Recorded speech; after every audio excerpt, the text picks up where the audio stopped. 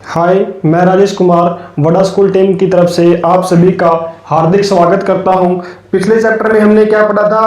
पिछले चैप्टर में हमने पढ़ा था प्रोटीन। आज हमें क्या पढ़ना है? आज हमें पढ़नी है वसा, फैट। फैट किससे मिलकर बनी होती है? फैट हमारी, सबसे पहले तो बताओ कि फैट होती क्या है? Energy compound. मैंने बताया था कि कौन सा कंपाउंड है ये? एनर्जी कंपाउंड है, मतलब ये हमें ऊर्जा देते हैं। फैट से हमें ऊर्जा मिलती है। दूसरा, ये कैसा कंपाउंड था? ये हमारा ऑर्गेनिक कंपाउंड था। ऑर्गेनिक कंपाउंड मतलब कार्बनिक। ये हमें क्या देते हैं? इन कंपाउंड से हमें क्या मिलता है? कार्बन भी मिलता है। इसके बाद में ये कैसे कंपाउंड होते हैं? ये सिंपल लिपिड्स होते हैं। सिंपल लिपिड्स, सरल वसा होती है। ये कैसी वसा होती है? सरल वसा होती है। इसके बाद में फैट का निर्माण कहाँ होता है? फैट का फॉर्मेशन कहाँ पर होता है? फैट का फॉर्मेशन ग्लिसरॉल प्लस में फैटी एसिड। फॉर्मेशन, निर्माण कहाँ होता है? ग्लिसरॉल प्लस में फैटी एसिड। ग्लिसरॉल ये क्या होता है? और फैटी एसिड वसीय अम्ल। ग्लिसरॉल होते हैं हमारे नकली आंसू बनाने के काम में आती है। आर्टिफिशियल टीयर्स, नकली आंसू बनाने में काम आती है। इसके बाद में दूसरा, फैटी एसिड वसीय अम्ल। इन दोनों से मिलकर के क्या बनती है हमारी? किसका निर्माण होता है? फैट वसा का निर्माण होता है। इसके बाद में अगला है कि 1 ग्राम फैट में कितनी कैलोरी वसा हमें मिलती है? 1 ग्राम फैट से, 1 ग्राम फैट, 1 ग्राम वसा से कितना कैलोरी ऊर्जा मिलती है हमें? इससे मिलती है 9.3 कैलोरी। सबसे ज्यादा ऊर्जा हमें किन से मिलती है? फैट से। और प्रोटीन से कितनी मिलती थी? 4.2। और फैट से कितनी मिलती है? 9.3। इसके बाद में क्या है कि हमें फैट जो होता है हमारा, वो कैसा मॉलिक्यूल है? फैट हमारा एक हाइड्रोफोबिक है। हाइड्रोफोबिक फैट कैसा मॉलिक्यूल है? हाइड्रोफोबिक, मतलब ये कि पानी में अघुलनशील। पानी में अघुलनशील वसा को हम कभी भी पानी में नहीं घोल सकते। इसके बाद दूसरा है, इसके बाद कि फैट का डाइजेशन कहाँ होता है? फैट का डाइजेशन कहाँ होता है? तो फैट का डाइजेशन होता है हमारा, डाइजेशन ऑफ फैट कहाँ पे? स्मॉल इंटेस्टाइन के अंदर, छोटी आंत में। छोटी आंत में कहाँ पे? छोटी आंत में 2 जूस बनते हैं। कौन कौन से? एक होता है बाइल जूस, पित्तरस। इसको कौन बनाता है? इसको बनाता है हमारा लीवर। दूसरा पैनक्रियाटिक जूस, अग्नाशय रस। इसको कौन बनाता है? पैनक्रियाज। इसको कौन बनाता है? पैनक्रियाज, मतलब अग्नाशय। यहां पर क्या होता है? फैट का डाइजेशन होता है। मार्क कर देना सर एक। यहां पे फैट का क्या होता है? डाइजेशन होता है। इसके बाद में फैट कितने प्रकार की होती है? फैट कितने प्रकार की होती है? फैट हमारी 2 प्रकार की होती है। फैट हमारी 2 प्रकार की होती है। Number 1 saturated fat. Number 2 unsaturated fat. ये होती है स्त्रिप्त वसा, स्त्रिप्त वसा, और ये होती है अस्त्रिप्त वसा। स्त्रिप्त वसा क्या होती है? Saturated fat. इसमें कार्बन और कार्बन के बीच में सिंगल बॉन्ड होता है, कार्बन कार्बन के बीच में सिंगल बॉन्ड होता है। दूसरा अनसैचुरेटेड में क्या होता है? इसमें कार्बन कार्बन के बीच में कैसा बॉन्ड होता है? डबल बॉन्ड होता है। इसमें एकल बंध होता है, इसमें डबल बंध होता है।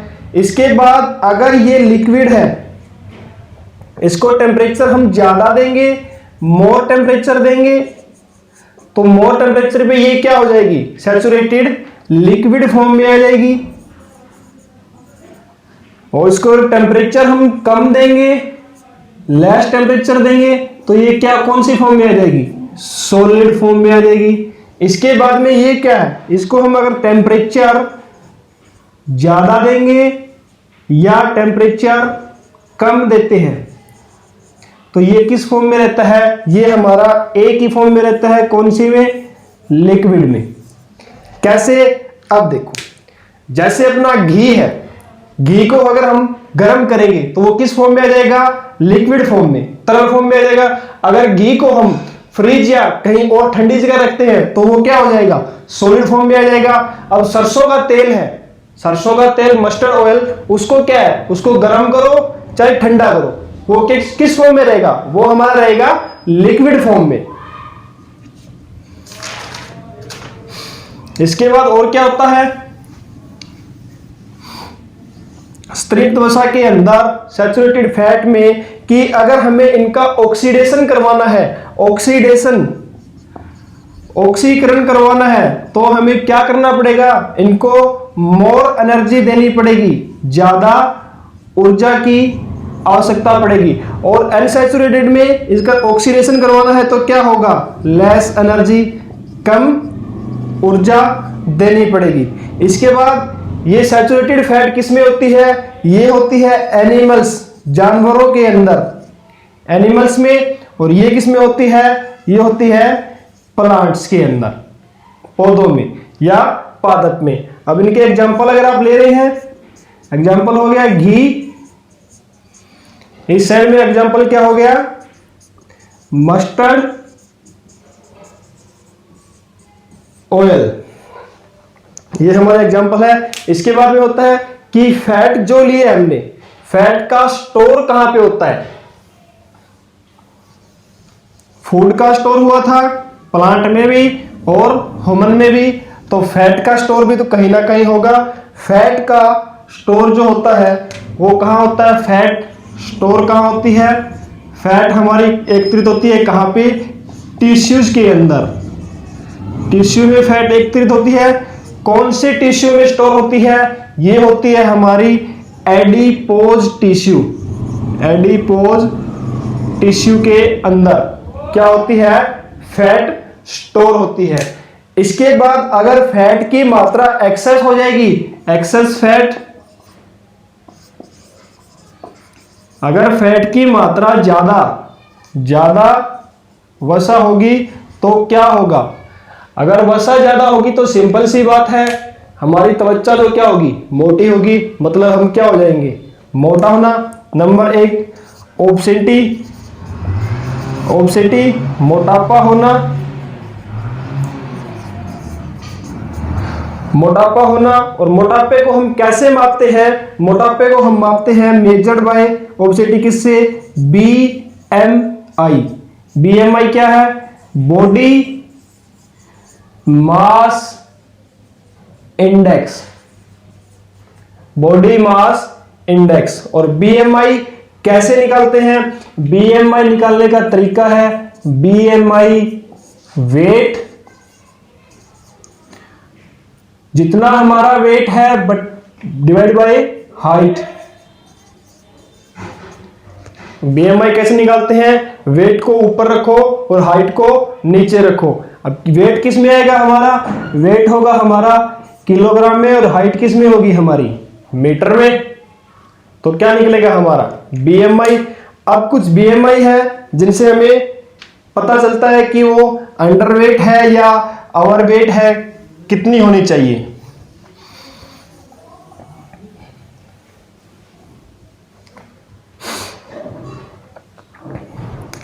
अगर अपना बीएमआई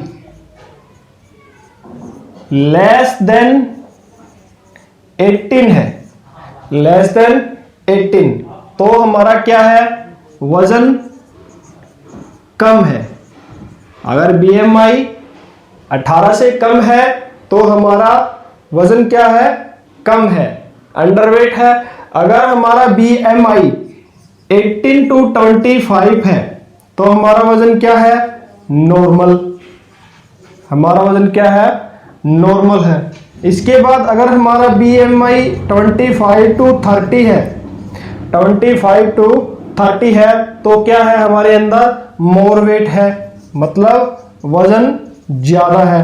अगर हमारा बीएमआई 30 से भी ज्यादा है, मोर देन 30, तो क्या होगा, ओबेसिटी, मतलब कि आप मोटापे से ग्रस्त है।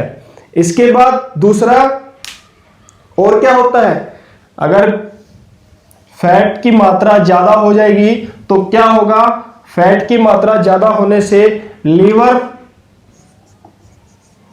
सिरोसिस होगा, मतलब लीवर के अंदर क्या आएगी, सूजन आएगी, लीवर हमारा सूज जाएगा। ये होता है फैट की मात्रा ज्यादा होने से। अब बात आती है कि अगर फैट की मात्रा ज्यादा होने से ये होता है तो फैट की मात्रा कम होने से क्या होगा, फैट की मात्रा कम होने से, कम वसा होने से क्या होगा, अगर अपने पास फैट नहीं जाएगी तो हमारा एक तो वजन कम होगा, नंबर ऑफ वजन कम, लॉस वेट, दूसरा क्या होगा, टायर्ड, थकान होगी, दूसरा हम क्या होंगे, टायर्ड होंगे, थके हुए महसूस होंगे। तीसरा हमारा क्या होगा, आलस, और नेक्स्ट क्या होगा, किसी भी काम को करने में क्या नहीं लगेगा, हमारा मन नहीं लगेगा। कोई भी काम अगर हम करेंगे तो उसमें क्या होगा, हमारा मन बिल्कुल भी नहीं लगेगा। यहां आकर के हमारी फैट क्या होती है, कंप्लीट होती है। अब हमारा एक टॉपिक रहता है कौन सा, मिनरल्स, वो पढ़ेंगे हम अगली क्लास में। तब तक आप हमारे साथ बने रहिए। अगर आपको ये वीडियो अच्छी लगी हो तो लाइक करें, अपने दोस्तों के साथ शेयर करें और हमारे चैनल को सब्सक्राइब करें। जय हिंद, जय भारत।